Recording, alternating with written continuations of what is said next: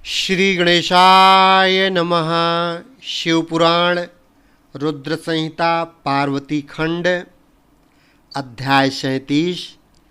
हिमवान का भगवान शिव के पास लग्न पत्रिका भेजना, विवाह के लिए आवश्यक सामान जुटाना, मंगलाचार का आरंभ करना, उनका निमंत्रण पाकर पर्वतों और नदियों का दिव्य रूप में आना, पुरी की सजावट तथा विश्वकर्मा द्वारा दिव्य मंडप एवं देवताओं के निवास के लिए दिव्य लोकों का निर्माण करवाना। नारद जी ने पूछा, तात महाप्राज्ञ प्रभो, आप कृपा पूर्वक यह बताइए कि सप्तऋषियों के चले जाने पर हिमांचल ने क्या किया। ब्रह्मा जी ने कहा, मुनीश्वर, अरुंधति सहित उन सप्तऋषियों के चले जाने पर हिमवान ने जो कार्य किया वह सब तुम्हें बता रहा हूँ। सप्तऋषियों के जाने के बाद अपने मेरु आदि भाई बंधुओं को आमंत्रित करके पुत्र और पत्नी सहित महामनस्वी गिरिराज हिमवान बड़े हर्ष का अनुभव करने लगे। तदनंतर ऋषियों की आज्ञा के अनुसार हिमवान ने अपने पुरोहित गर्ग जी से बड़ी प्रसन्नता के साथ लग्न पत्रिका लिखवाई। उस पत्रिका को उन्होंने भगवान शिव के पास भेजा। पर्वतराज के बहुत से आत्मीय जन प्रसन्न मन से नाना प्रकार की सामग्रियां लेकर वहां गए। कैलाश पर भगवान शिव के समीप पहुंचकर उन लोगों ने शिव को तिलक लगाया और वह लग्न पत्र उनके हाथ में दिया। वहां भगवान शिव ने उन सब का यथायोग्य विशेष सत्कार किया। फिर वे सब लोग प्रसन्न चित्त हो शैलराज के पास लौट आए।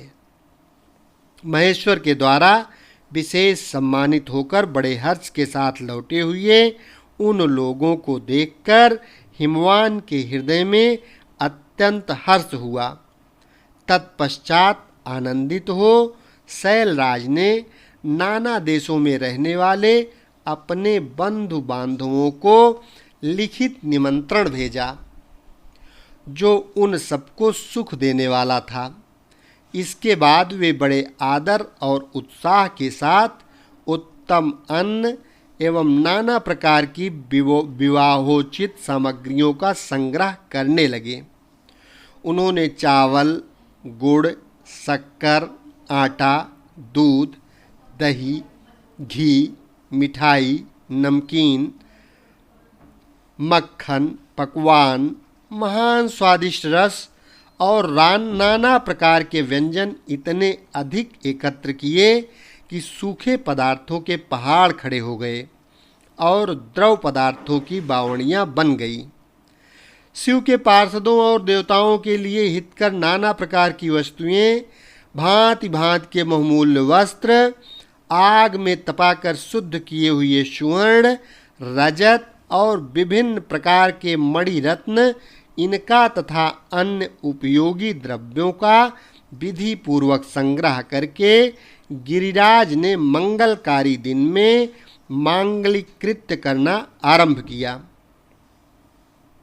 पर्वतराज के घर की स्त्रियों ने पार्वती का संस्कार करवाया। भांति भांति के आभूषणों से विभूषित हुई राजभवन की उन सुंदरी स्त्रियों ने सानंद मंगल कार्य का संपादन किया। नगर के ब्राह्मणों की स्त्रियों ने स्वयं बड़े हर्ष के साथ लोकाचार का अनुष्ठान किया। उसमें मंगल पूर्वक भांति भांति के उत्सव मनाए गए।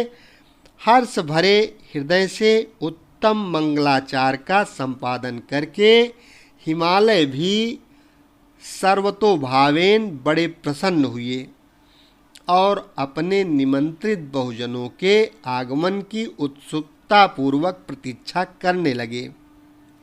इसी बीच में उनके निमंत्रित बंधु बांधव आने लगे।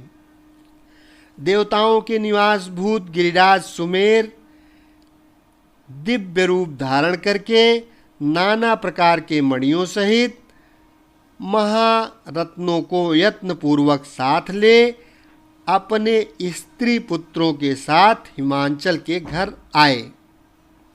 मंद्राचल, अस्तांचल, उदयाचल, मलय, दुर्दुर, निषद, गंधमादन, करवीर, महेंद्र, पारियात्र, क्रौंच, पुरुषोत्तम शैल, नील, त्रिकूट, चित्रकूट, वेंकट, श्रीशैल, गोकामुख, नारद, विंध्य, कालंजर, कैलाश तथा अन्य पर्वत दिव्य रूप धारण कर अपने स्त्री पुत्रों के साथ बहुत सी भेंट सामग्री ले वहाँ उपस्थित हुए। दूसरे द्वीपों में तथा यहाँ भी जो पर्वत हैं वे सब हिमालय के घर पधारे। शिवा और शिव का विवाह है यह जानकर सबने बड़ी प्रसन्नता के साथ वहाँ पदार्पण किया। सोनभद्र आदि नद और संपूर्ण नदियाँ दिव्य नर नारियों के रूप धारण कर नाना प्रकार के अलंकारों से अलंकृत हो शिव पार्वती का विवाह देखने के लिए आए। गोदावरी, यमुना, सरस्वती, वेणी, गंगा, नर्मदा तथा अन्य श्रेष्ठ सरिताएं भी बड़ी प्रसन्नता के साथ हिमवान के यहाँ आईं। उन सब के आने से हिमालय की दिव्यपुरी सब ओर से भर गई। वह सब प्रकार की शोभाओं से संपन्न थीं। वहाँ बड़े बड़े उत्सव हो रहे थे, ध्वजा पताकाएं फहरा रही थीं, बंदनवारों से उसकी अधिक शोभा होती थी। चारों ओर चंदुए तने होने से वहाँ सूर्य का दर्शन नहीं होता था। भांति भांति की नीली, पीली आदि प्रभा उस पुरी की शोभा बढ़ाती थी। हिमालय ने भी बड़ी प्रसन्नता के साथ अपने यहाँ पधारे हुए सभी स्त्री पुरुषों का यथा योग्य आदर सत्कार किया और सबको अलग अलग सुंदर स्थानों में ठहराया। अनेकानेक उपयुक्त सामग्री देकर सबको पूर्ण संतुष्ट किया। मुनिश्रेष्ठ, तदनंतर शैलराज हिमवान ने प्रसन्न हो वहाँ उत्सव से परिपूर्ण अपने नगर को विचित्र रीति से सजाना आरंभ किया। सड़कों को झाड़ बुहार कर उन पर छिड़काव करवाया। उन्हें बहुमूल्य साधनों से सुसज्जित एवं शोभित किया। प्रत्येक घर के दरवाजे पर केले आदि मांगलिक वृक्ष लगवाए और उन्हें मांगलिक द्रव्यों से संयुक्त किया। आंगन को केले के खंभों से सजाया। रेशम की डोरी में आम के पल्लव बांधकर बंधनवारें बनवाई और उन्हें उन खंभों के चारों ओर लगवा दिया। मालती के फूलों की मालाएं उस आंगन के सब ओर लटका दी गईं। सुंदर तोरणों से वह आंगन का भाग अत्यंत प्रकाशमान जान पड़ता था। चारों दिशाओं में मंगल सूचक शुभ द्रव्य रखे गए थे जो उस प्रांगण की शोभा बढ़ा रहे थे। इसी प्रकार अत्यंत प्रसन्नता से भरे हुए गिरिराज हिमवान ने महान प्रभावशाली गर्ग मुनि को आगे करके अपनी पुत्री के लिए प्रस्तुत करने योग्य सारा उत्तम मंगल कार्य संपन्न किया। उन्होंने विश्वकर्मा को बुलाकर आदर पूर्वक एक मंडप बनवाया जिसका विस्तार बहुत अधिक था। वेदी आदि के कारण वह मंडप बहुत मनोहर जान पड़ता था। देवर्षि, वह मंडप कई योजन विस्तृत था। अनेक शुभ लक्षणों से युक्त तथा नाना प्रकार के आश्चर्यों से परिपूर्ण था। वहाँ स्थावर और जंगम सभी वस्तुएं कृत्रिम बनी थीं, परंतु असली वस्तुओं के समान प्रतीत होती थीं। उनसे उस मंडप की मनोहरता बढ़ गई थी। वहाँ सब ओर ऐसी अद्भुत वस्तुएं थीं जो उस मंडप का सर्वस्व जान पड़ती थीं। नाना प्रकार की निराली वस्तुओं का चमत्कार वहाँ छा रहा था। वहाँ की स्थावर वस्तुओं से जंगम और जंगम वस्तुओं से स्थावर पराजित हो रहे थे, अर्थात वे एक दूसरे से बढ़कर शोभाशाली और चमत्कार पूर्ण दिखाई देते थे। उस मंडप की स्थल भूमि जल से पराजित हो रही थी, अर्थात चतुर से चतुर मनुष्य भी यह नहीं जान पाते थे कि इसमें कहाँ जल है और कहाँ स्थल है। यहीं कृत्रिम सिंह बने थे और कहीं सरसों की पत्तियां, कहीं बनावटी मोर थे जो अपनी सुंदरता से मन को मोहे लेते थे, कहीं कृत्रिम स्त्रियां थीं जो पुरुषों के साथ नृत्य करती हुई देखी जाती थीं। वे कृत्रिम होने पर भी सब लोगों की ओर देखती और उनके मन को मोह में डाल देती थीं। उसी विधि से मनोहर द्वारपाल बने थे जो अस्थावर होने पर भी जंगमों के समान जान पड़ते थे। वे अपने हाथों से धनुष उठाकर उन्हें खींचते देखे जाते थे। द्वार पर कृत्रिम महालक्ष्मी खड़ी थीं जिनकी रचना अद्भुत थी। वह समस्त शुभ लक्षणों से संयुक्त दिखाई देती थीं। उन्हें देखकर ऐसा जान पड़ता था मानो क्षीर सागर से साक्षात लक्ष्मी जी आ गई हों। उस मंडप में स्थान स्थान पर सजे सजाए कृत्रिम हाथी खड़े किए गए थे जो असली हाथियों के समान ही प्रतीत होते थे। घुड़सवारों सहित घोड़े और हाथी सवारों सहित हाथी बनाए गए थे। जहाँ तहाँ रथियों सहित रथ बने थे जो कृत्रिम अश्वों से ही खींचे जाते थे। उन्हें देखकर लोगों को बड़ा आश्चर्य होता था। इनके सिवा दूसरे दूसरे कृत्रिम वाहन भी वहाँ खड़े थे। पैदल सिपाहियों की कृत्रिम सेना भी वहाँ मौजूद थी। मुने प्रसन्न चित्त वाले विश्वकर्मा ने देवताओं और मुनियों को भी मोह में डालने के लिए वहाँ ऐसी अद्भुत रचनाएं की थीं। मंडप के सबसे बड़े फाटक पर कृत्रिम नंदी खड़ा था जो शुद्ध स्फटिक मणि के समान उज्जवल कांति से सुशोभित होता था। भगवान शिव के वाहन नंदी की जैसी आकृति है, ठीक वैसा ही वह भी था। उस कृत्रिम नंदी के ऊपर रत्न विभूषित महादिव्य पुष्पक शोभा पाता था जो पल्लवों तथा श्वेत चामरों से सजाया गया था।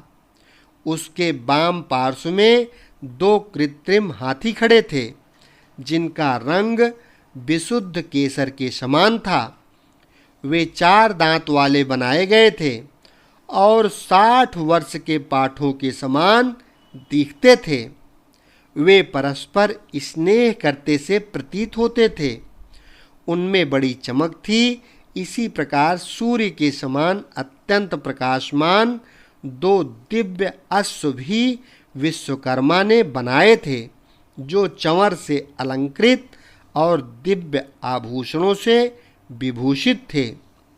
श्रेष्ठ रत्नमय आभूषणों से संपन्न कवचधारी लोकपाल तथा संपूर्ण देवता भी वहाँ विश्वकर्मा द्वारा रचे गए थे जो ठीक उन्हीं लोकपालों और देवताओं से मिलते जुलते थे।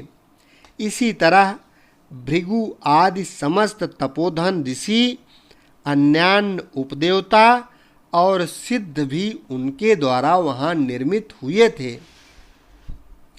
गरुड़ आदि समस्त पार्षदों से युक्त भगवान विष्णु का कृत्रिम विग्रह भी विश्वकर्मा ने बनाया था, जिसका स्वरूप साक्षात श्रीहरि के समान ही आश्चर्यजनक था। नारद उसी प्रकार पुत्रों, वेदों और सिद्धों से घिरे हुए मुझ ब्रह्मा की भी प्रतिमा वहाँ बनाई गई थी, जो मेरे समान ही वैदिक सूक्तों का पाठ कर रही थी।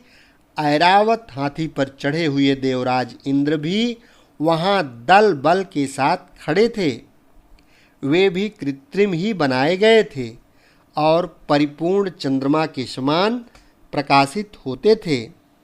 देवर से बहुत कहने से क्या लाभ, हिमाचल से प्रेरित हुए विश्वकर्मा ने वहाँ शीघ्र ही संपूर्ण देव समाज के कृत्रिम विग्रहों का निर्माण कर लिया था।